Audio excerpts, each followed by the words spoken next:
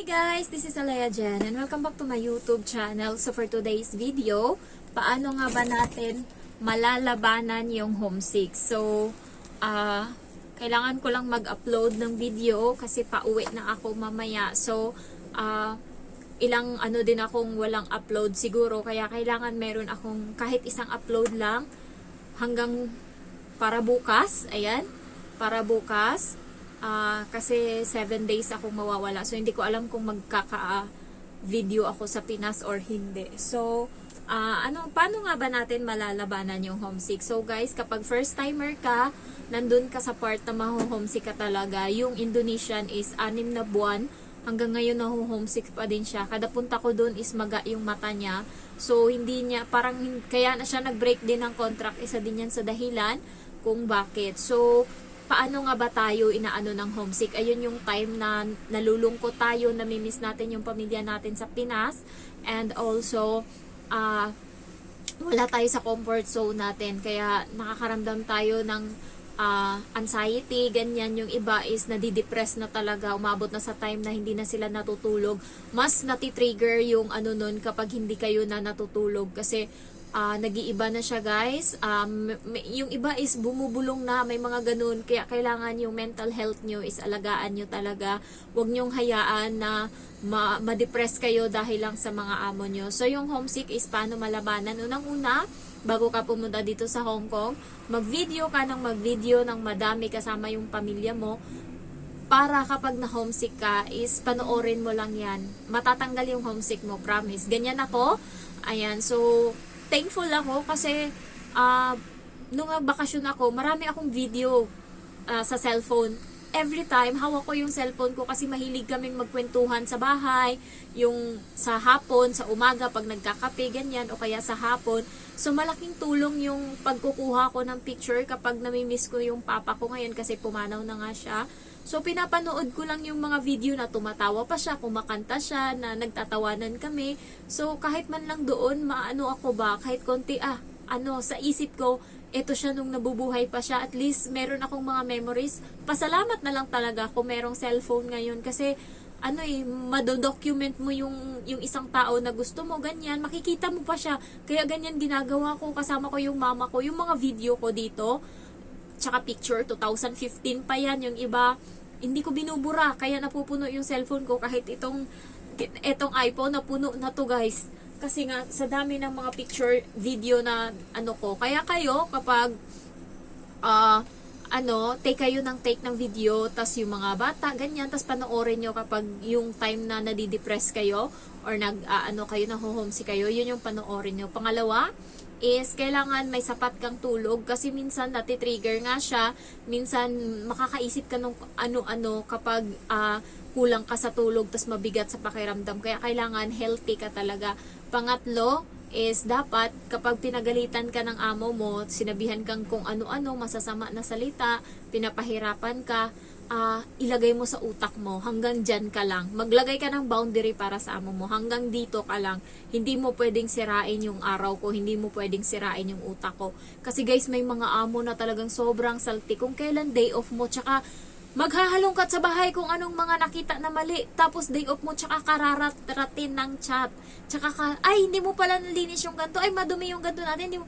Ayoko ng kanyang amo. Yung day off ko, ibigay mo na sa akin yan. Bukas mo na ako pagalitan. So, awa ng Diyos, yung amo ko hindi ganyan. Lalo, nag-ano siya ng privacy, or nag-ano siya ba, nag-ano siya talaga ng limit niya. Kapag day off ko, grabe pa yung pakisuyo niya kasi alam niya nasa bahay pa ako natutulog.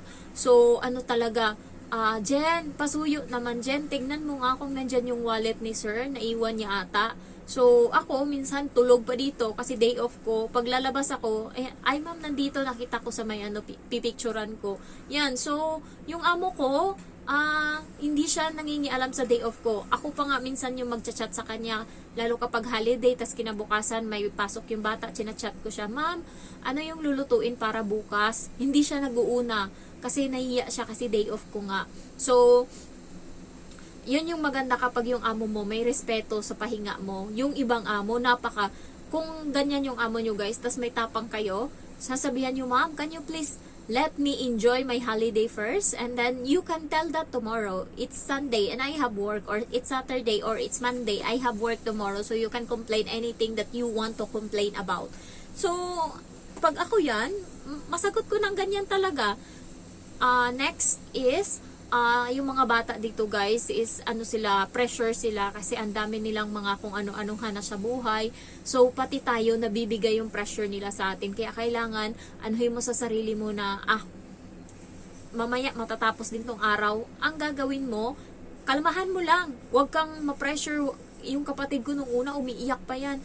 Ay ganito, kapag alam mo yung parang mapapagalitan siya ng amo niya, dinidibdib niya ng malala. Ako ay ang kapal na ng mukha ko. Hindi na ako pag ganyan, hindi naman ako pinapagalitan ng amo ko. Pagka may nagawa lang akong mali, katulad kahapon nga, hiniram ko yung bag niya. Diba may upload ako na yung bag na hiniram ko sa amo ko? Hindi ako satisfied kasi ang bigat. Parang yung bag niya, marami kasing mga bakil-bakil tapos parang 1 kilo na yung bag pa lang. Wala na akong malagay kasi nga sobrang liit lang. Sobrang lang talaga. Limited lang yung kaya kong anuhin na So, ang ginawa ko, bumili ako ng bag na akin. Tinanong ako ng amo ko, bumili ka ng bag? Sabi ko, oo, kasi mabigat yung bag na hiniram ko sana. Hiramin ko, ganon. Sabi niya, okay. Siguro na siya, nailang siya, nahiya siya kasi bakit bumili ako. Pero kasi naman, hindi ko nga yun, hanggang abot na ng hita ko yung laki ng bag. So, bahala siya dyan, wala akong makomment. So, yung ganun, pagka sa dati yun, kapag mga baguhan pa ako noon, iniisip ko na yun, baka nagalit yung amo ko, baka nagdamdam kasi hindi ko inano yung bag, ganon. Ay, ngayon sa akin, wala na, hinahayaan ko na yung mga ganong problema sa buhay. Kalma lang, hayaan mo siya dyan mag-isip. Yun nga, nakabasag ako ng mangkok. Tapos sabi ko, ma'am, nabasag ko yung mangkok. Sabi niya, okay, lahat naman talaga ng gamit nababasag. Sabi niya gano'n. Totoo naman kasi, yan din yung sagot ng boyfriend ko nung sinabi ko, nabasag ko yung baka mahal yun. Ay, naman? Sabi niya, totoo naman talaga na lahat ng mga babasagin, mababasag talaga yan, walang papupuntahan yan, masisira talaga yan. Kahit anong ingat mo kung aksidente yung mangyari. So, sabi ng amo ko, aksidente, di ganyan. So, yun, hayaan na lang. Ganon siya guys, hindi siya hindi ko alam, baka hindi niya lang talaga masyadong binibig deal, baka kasi niya din na medyo sensitive din ako kapag naaapakan na yung pagiging nagiging din, iba din yung ugali ko. So, next, kapag ikaw lang mag-isa sa bahay kasi nga, yung trabaho natin is bahay lang talaga, wala tayong makakausap, paikot-ikot tayo, ganyan. Yung iba is yung ginagawa nila, nag-headset sila, nakikinig sila ng horror yung pinapakinggan ko. Pero nung simula nung namatay yung papa ko, ayoko nang masaya, hayaan mo muna ako dito, parang ganun ba. So, sila, nanonood ng Papa Dudut, yung iba horror. Kung ako, si Tony Gonzaga yung pinapanood ko basta may new upload siya, kasi doon yung mga may depressed, tapos kung paano nila na-overcome, tapos may kasama na ding words of God. So, yun, mas yun yung gawin nyo guys. And also, kapag day off nyo, try nyo ding gumala, lumakad-lakad sa labas, ganyan. Try nyo i-enjoy yung beauty ng Hong Kong, kasi napakaswerte natin. Libre na natin tong naiikot. Hindi katulad ng mga Pinay or yung mga Pilipino na gumagastos pa sila ng 100,000 sa isang pamilya, 4 sila or 5, tas magbabakasyon dito sa Hong Kong ng 4 days. Ang mahal ng 1 day na hotel dito sa Hong Kong guys, yung pinakamura is already 10,000 pesos. So, di ba, napakaswerte natin, naiikot natin to every holiday, hindi na natin kailangan magbayad ng hotel. So, i-appreciate natin yung Hong Kong, ikutin natin. Sure ako, mawawala yung homesick mo niyan, siya. Sa una lang talaga, hanggang 6 months lang yung homesick. Pagkatapos nun parang okay ka na, naka-adjust ka na. Isipin mo kasi yung sahod, ay sayang yung buwan. Sayang yung buwan kapag umalis ako, tapos sayang yung 37,000 kada buwan yun Parang ganun ba? Ang laki ng naipon ko dapat kapag kada buwan ako nagtatrabaho at hindi ako nag-break ng contract. So, ganun yung mindset dapat. I-motivate mo yung sarili mo para kapag minotivate mo yung sarili mo, yung utak mo lang kasi yung kalaban mo dyan. Kaya kailangan, dapat healthy yung utak mo. Try mo din mag-breathe in, breathe out kapag stress ka, pagod ka, kalma, ganyan. So, ako, yung mga bagay-bagay na hindi ko control, halimbawa mga ganyan, tas hindi ko control, hayaan ko na, basta gagawa na lang ako ng paraan kung paano ko maaayos, pero hanggat maaari, wala na akong pakialam, basta natapos na, kahit maglupasay pa ako dyan, kahit umiyak pa ako, tapos na nangyari, nabasag ko na yung mangkok dyan, kahit mag-iiyak pa ako dito, nabasag ko na, hindi yan babalik sa pagiging buo. So yun yung tinatatak ko sa utak ko, para hindi ako masyadong ma-stress sa buhay.